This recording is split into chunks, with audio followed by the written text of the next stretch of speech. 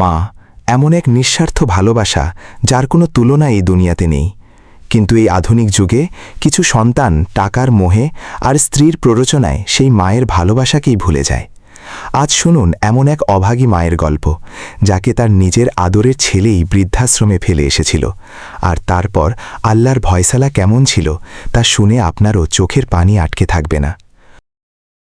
অনেক দিন আগের কথা, শিমুলতলি নামক এক ছোট্ট গ্রামে রাবেয়া খাতুন নামের এক নেককার ও পরহেজগার নারী বসবাস করতেন।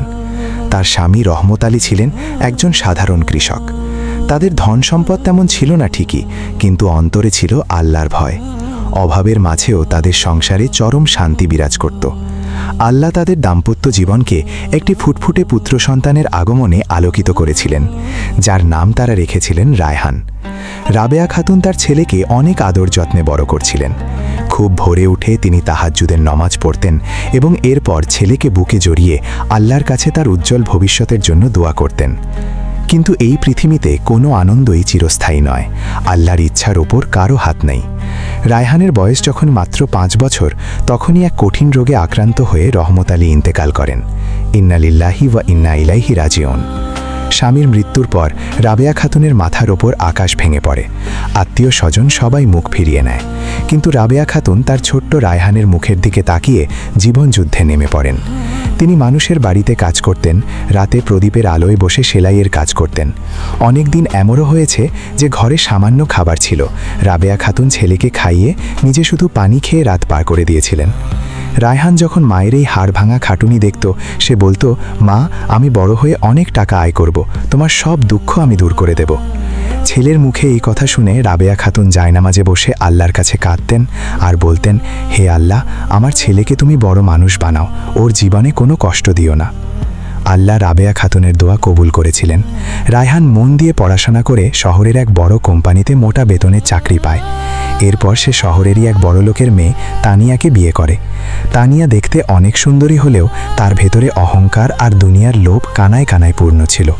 বিয়ের কিছুদিন পর রায়হান তার মাকে শহরে নিয়ে আসে। রাবেয়া খাতুন ভেবেছিলেন এবার হয়তো তার কষ্টের দিন শেষ, কিন্তু শহরের সেই বিলাসবহুল ফ্ল্যাটে পা রেখেই তিনি বুঝতে পারলেন এই জায়গাটা তার জন্য নয়। তানিয়া প্রথম থেকেই রাবেয়া খাতুনকে পছন্দ করত না। তার গ্রাম্য কথাবার্তা আর সাদাসিধে জীবনযাপন তানিয়ার কাছে লজ্জার কারণ ছিল। সে রায়হানকে বলতো, তোমার মাকে বলে দিও আমার বন্ধুদের সামনে যেন না আসে। রায়হান, যে কিনা মায়ের এক ফোঁটা চোখের পানি দেখতে পারত না, সে আজ তানিয়ার রূপে আর শহরের চাকচিক্যে অন্ধ হয়ে গিয়েছিল। সে স্ত্রীকে কিছু বলার বদলে উল্টো মাকেই ধমক দিত। ছেলের মুখে এমন কথা শুনে রাবেয়া খাতুনের বুকটা ফেটে যেত, তবুও তিনি কিছু বলতেন না। বয়সের ভারে রাবেয়া খাতুনের শরীর চলত না, তবুও তানিয়ার ভারে তিনি থালা বাসন মাজা থেকে শুরু করে ঘরের সব কাজ করতেন। একদিন রাবেয়া খাতুনের প্রচণ্ড জ্বর এলো। জ্বরের ঘোরে তিনি রান্নাঘরে গেলে দুর্বলতার কারণে হাত থেকে একটি কাচের বয়াম পড়ে ভেঙে যায়। শব্দ শুনে তানিয়া ছুটে এলো এবং রাবেয়া খাতুনকে এমন কিছু কথা শোনালো যা কোনো মানুষের পক্ষে সহ্য করা সম্ভব নয়। তানিয়া রায়হানকে কল করে বলল, আমি আর এই বাড়িতে তোমার মায়ের সাথে থাকতে পারবো না, হয় তোমার মা থাকবে, না হয় আমি থাকবো। আজই তুমি একটা ডিসিশন নাও। অফিস থেকে ফিরে রায়হান দেখল তানিয়া ব্যাগ গুছিয়ে বসে আছে। রায়হানের সামনে তখন একটা বড় পরীক্ষা। একদিকে সেই জন্মদাত্রী মা, যে নিজের রক্ত পানি করে তাকে মানুষ করেছে, আর অন্যদিকে তার স্ত্রী। শয়তানের ধোকায় পড়ে রায়হান এমন এক সিদ্ধান্ত নিয়ে বসল যা আশ পর্যন্ত কাঁপিয়ে দেওয়ার জন্য যথেষ্ট ছিল। রায়হানের সামনে তখন একটা বড় পরীক্ষা। সে তার স্ত্রীর জেদের কাছে হার মানল। যে মা তাকে নিজের রক্ত পানি করে মানুষ করেছে, সেই মায়ের চেয়ে তানিয়ার অহংকার আর শহরের বিলাসবহুল জীবনই তার কাছে বেশি দামি মনে হলো। পরের দিন সকালে রায়হান তার মায়ের কাছে গেল। রাবেয়া খাতুন তখনও জ্বরে কাঁপছিলেন। রায়হান অপরাধীর মতো মুখ করে বলল, মা, চলো, তোমাকে ডাক্তারের কাছে নিয়ে যাই, তোমার শরীরটা বেশি খারাপ। রাবেয়া খাতুন ছেলের কথায় কোনো সন্দেহ করলেন না। তিনি ভাবলেন ছেলে হয়তো সত্যি তাকে ডাক্তারের কাছে নিয়ে যাচ্ছে। তিনি খুব কষ্ট করে উঠে দাঁড়ালেন এবং রায়হানের সাথে গাড়িতে উঠলেন। গাড়ি শহরের কোলাহল ছাড়িয়ে অনেক দূরে এক নিরিবিলি জায়গায় এসে থামল। রাবেয়া খাতুন জানালা দিয়ে দেখলেন জায়গাটা কোনো হাসপাতাল নয়, একটা বড় সাইনবোর্ডে লেখা শান্তিনীর বৃদ্ধাশ্রম। রাবেয়া খাতুনের বুকটা ধক করে উঠল। তিনি কাপা গলায় জিজ্ঞেস করলেন, বাবা রায়হান, এটা তো কোনো হাসপাতাল না, এখানে কেন নিয়ে এলি? রায়হান মায়ের চোখের দিকে তাকাতে পারল না। সে মাথা নিচু করে বলল, মা, তানিয়া তোমার সাথে আর থাকতে চায় না, ওর খুব অসুবিধায় হয়, তুমি এখানে কিছুদিন থাকো, আমি মাঝে মাঝে এসে তোমাকে দেখে যাব। ছেলের এই কথা শুনে রাবেয়া খাতুনের পায়ের তলার মাটি সরে গেল। তিনি বিশ্বাস করতে পারছিলেন না যে এই সেই রায়হান যাকে তিনি নিজের মুখের খাবার না খেয়ে বড় করেছেন। তিনি ডুকরে কেঁদে উঠলেন। রায়হানের হাত দুটো ছড়ে বললেন, বাবা, আমাকে এখানে ফেলে যাস না। আমি তানিয়ার সব কথা শুনব। আমি তোদের বাড়ির বারান্দায় পড়ে থাকব। শুধু আমাকে তোদের সাথে থাকতে দে। আমি তোকে ছাড়া বাঁচব নে রে বাবা। কিন্তু রায়হানের মন তখন পাথরের মতো শক্ত হয়ে গিয়েছিল।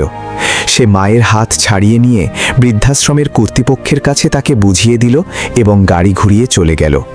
রাবেয়া খাতুন বৃদ্ধাশ্রমের গেট ধরে দাঁড়িয়ে রইলেন। তার চোখের পানি বাঁধ মানছিল না। তিনি শুধু ছেলের গাড়ির দিকে তাকিয়ে থাকলেন যতক্ষণ না সেটা চোখের আড়াল হয়ে যায়।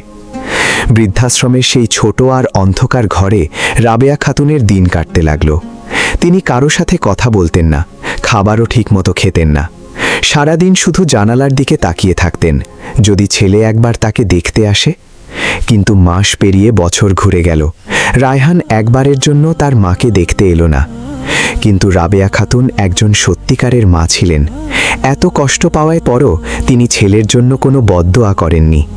তিনি জায়নামাজে বসে আল্লাহর কাছে কাঁদতেন আর বলতেন, হে আল্লাহ, আমার ছেলেটা ভুল করেছে, ওকে তুমি ক্ষমা করে দিও, ওকে তুমি সুখে রেখো। কিন্তু আল্লাহ তো মজলুমের কান্না শোনেন। রাবেয়া খাতুনের চোখের পানি আল্লাহর আরশ কাঁপিয়ে দিয়েছিল। আল্লাহর ফায়সালা যে কতটা কঠিন হতে পারে সেটা রায়হানের ধারণাতেও ছিল না। মায়ের সাথে এমন জঘন্য অন্যায় করার পর রায়হানের জীবনে আর শান্তি রইল না। কিছুদিন পরেই তার অফিসে এক বড় ধরনের দুর্নীতি ধরা পড়ল। রায়হান সেই দুর্নীতির সাথে জড়িত না থাকলেও সব দোষ তার ঘাড়েই চাপিয়ে দেওয়া হলো। তাকে চাকরি থেকে বরখাস্ত করা হলো এবং তার নামে পুলিশ কেস হলো। রায়হানের সাজানো সংসার তাসের ঘরের মতো ভেঙে পড়তে শুরু করলো। সে যখন এই বিপদের সময় তানিয়ার কাছে সাহায্য চাইল, তানিয়া তাকে এক মুহূর্তের জন্য সমর্থন করল না। উল্টো সে রায়হানকে বলল, তোমার তো এখন চাকরি নেই, টাকাও নেই, আমি তোমার সাথে এই গরিবের মতো থাকতে পারবো না। এই বলে তানিয়া তার ছেলে আয়ানকে নিয়ে বাপের বাড়ি চলে গেল এবং রায়হানকে ডিভোর্স লেটার পাঠিয়ে দিল। তানিয়া চলে যাওয়ার পর রায়হান সেই বিশাল ফ্ল্যাটে একদম একা হয়ে গেল। চারদিকের দেওয়ালগুলো যেন তাকে গিলতে আসছিল। অন্ধকার ঘরে বসে রায়হানের বারবার তার মায়ের কথা মনে পড়তে লাগলো। সে বুঝতে পারল যে স্ত্রীর জন্য সে নিজের জানের চেয়েও প্রিয় মাকে ঘর থেকে বের করে দিয়েছিল, বিপদের সময় সেই স্ত্রী এক মুহূর্ত তার পাশে দাঁড়ালো না। রায়হানের চোখের সামনে ভেসে উঠল তার ছোটবেলার স্মৃতি। কিভাবে তার মা নিজে না খেয়ে তাকে খাইয়েছিল, কিভাবে ছেঁড়া শাড়ি পরে রাত জেগে সেলাইয়ের কাজ করত। আর সে কি করল? সেই মায়ের বুড়ো বয়সে তাকে একটা অন্ধকার বৃদ্ধাশ্রমে ফেলে আসলো। অনুশোচনার আগুনে রায়হানের বুকের ভেতরটা পুড়ে যেতে লাগলো। সে হাউমাউ করে কাঁদতে লাগলো আর বলতে লাগলো, মা, আমাকে মাফ করে দাও মা, আমি কত বড় পাপ করেছি, আল্লাহ আমাকে আমার জুলুমের শাস্তি দিয়েছেন। পরের দিন সকালেই রায়হান পাগলের মতো ছুটে গেল সেই শান্তিনীর বৃদ্ধাশ্রমে। সেখানে গিয়ে সে যা দেখল তাতে তার পায়ের তলার মাটি সরে গেল। রাবেয়া খাতুন একটি পুরনো বিছানায় শুয়ে আছেন, শরীর একদম শুকিয়ে কাঠ হয়ে গেছে আর চোখ দুটো দরজার দিকে স্থির হয়ে আছে। রায়হান দৌড়ে গিয়ে মায়ের পায়ের কাছে লুটিয়ে পড়ল। ডুকরে কেঁদে উঠে বলল, মা, ও মা, আমাকে মাফ করে দাও মা, আমি তোমার অযোগ্য সন্তান, আমি শয়তানের ধোকায় পড়ে অন্ধ হয়ে গিয়েছিলাম, তুমি আমাকে শাস্তি দাও মা, কিন্তু আমাকে আর ছেড়ে থেকো না। ছেলের গলার আওয়াজ শুনে রাবেয়া খাতুনের নিস্তেজ শরীরে যেন প্রাণ ফিরে এলো। তিনি নিজের দুর্বল হাত দুটো বাড়িয়ে ছেলেকে বুকে জড়িয়ে ধরলেন। একজন মায়ের মন, সে কি কখনো সন্তানের উপর রাগ করে থাকতে পারে? তিনি কাঁদতে কাঁদতে বললেন, কাঁদিস না বাবা, আমি তো তোর ওপর কোনোদিন রাগ করিনি, তুই ফিরে এসেছিস, আমার সব দুঃখ দূর হয়ে গেছে। চল বাবা, আমরা আমাদের সেই গ্রামের বাড়িতে ফিরে যাই। এই শহরের ইট পাথরের জীবন আমার আর ভালো লাগে না।